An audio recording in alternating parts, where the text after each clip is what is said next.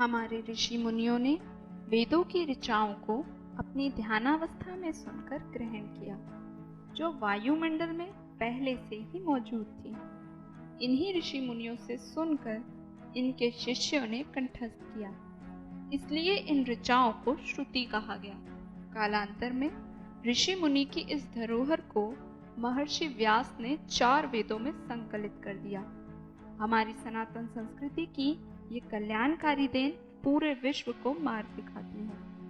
इसके बावजूद भी कई बार सुनी सुनाई झूठी अफवाहों के जाल में फंसकर अज्ञानी तो हानि उठाते ही हैं, लेकिन बुद्धिमान और ज्ञानी लोग भी अंधानुकरण करते हैं और दुर्गति को प्राप्त होते हैं। हमें अपने वैदिक काल की सनातन संस्कृति की अनुकरणा करनी चाहिए, न कि कपोल कल्पित कथाओं की। हमारा प्रयास है कि अपने इस चैनल के माध्यम से हम समाज को जागरूक करें और अंधानुकरण तथा भ्रामक विचारधाराओं का खंडन करें। ऐसा नहीं है कि इस तरह की विकृतियां आज के समय ही हैं, यह हर युग में रही है। कुछ लोग ऐसे हमेशा हुए हैं जो लोगों को भ्रमित कर अपना मकसद पूरा करते रहे हैं। इस विकृति से जुड़ी हुई अनेक कथाएं, किंवदंतियां और लोक कथाएं हैं। इसी तरह की एक कथा इस प्रकार है। एक गांव में एक क्रूर व्यक्ति अपने घरेलू उपयोग के लिए लकड़ी काटने जंगल में गया। वहां उसने एक पेड़ को अपनी जरूरत पूरी करने के लिए काटना शुरू कर दिया। उस दिन बहुत गर्मी थी। वह बहुत मेहनत कर रहा था, लेकिन वह पेड़ बहुत मोटे तने का होने के कारण कट नहीं रहा था। बार बार जोर से वार करने के बावजूद भी उसका तना नहीं कटा। ग्रामीण व्यक्ति वैसे तो बहुत ताकतवर था, लेकिन वह कुशल लकड़हारा नहीं था।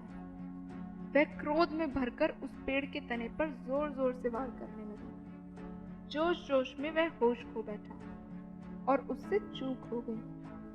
उसकी कुल्हाड़ी पीछे की ओर छिटकी और जोर से उसकी नाक पर पड़ी। कुल्हाड़ी बहुत धारदार थी, इसलिए उसकी नाक का अगला हिस्सा कट गया। नाक में से खून बहने लगा। वह जोर जोर से चिल्लाने लगा, लेकिन अब हो भी क्या सकता था।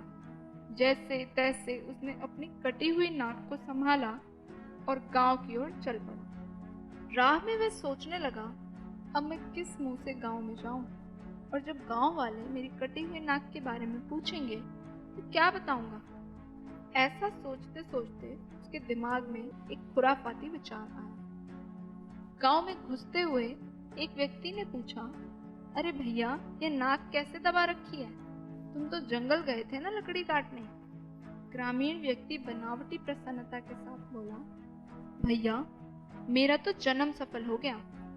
आज मुझे भगवान के दर्शन हो गए। उस व्यक्ति ने पूछा, जरा मैं भी तो सुनूं कैसे? ग्रामीण बोला, मेरे पास कहने के लिए शब्द नहीं है। बार बार अनुरोध करने पर उसने कहा, भैया, जंगल में जोहड़ के किनारे जो आम का पेड़ है, मैं उसे काटने के लिए गया था। मैं उसे काटने लगा तो आकाशवाणी हुई, तुम इस पेड़ को मत काटो, बल्कि अपनी नाक काट लो। तुम्हें भगवान के साक्षात दर्शन हो जाएंगे। मैंने सोचा, भैया, ऋषि मुनि जन्म जन्मांतर से तपस्या करके भी भगवान के दर्शन नहीं पा सके। आज मुझे इतनी आसानी से दर्शन हो जाए तो मुझे इस संसार के आवागमन से भी छुटकारा मिल जाएगा। दूसरे व्यक्ति ने उत्सुकता से प्रश्न पूछा, भैया, फिर क्या किया तुमने? वह बोला, करना क्या था? मैंने कुल्हाड़ी उठाई और दे मारी अपनी नाक पर। नाक कटते ही भगवान साक्षात प्रकट हो गए। वाह वाह, क्या स्वरूप था भगवान का। शंख, चक्र, गदा धारण किए हुए चतुर्भुज भगवान ने मुझे दर्शन दे दिए। मेरा तो कल्याण हो गया। लेकिन मैंने सोचा, क्यों न सबका कल्याण भी साथ साथ हो जाए। दूसरा व्यक्ति रोमांचित होकर बोला, कैसे होगा कल्याण भैया?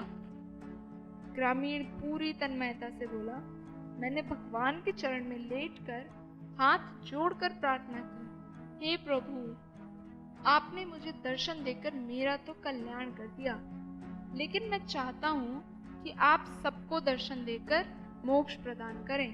प्रभु मेरी बारंबार विनती से प्रसन्न हो गए और उन्होंने कहा, कि हे मेरे भक्त, यदि कोई व्यक्ति इस आम के पेड़ के समक्ष मुझे याद करके अपनी नाक काट ले तो वह मेरे दर्शन प्राप्त करने का अधिकारी हो जाएगा। वह दूसरा व्यक्ति उछल पड़ा और उसके हाथ से कुल्हाड़ी लेकर कहने लगा, मैं इस मौके को गंवाना नहीं चाहता, अभी जा रहा हूं जंगल में। इतना कहते ही वह व्यक्ति जंगल की ओर दौड़ गया। वह ग्रामीण कुटिल मुस्कान के साथ अपने घर की ओर चला गया।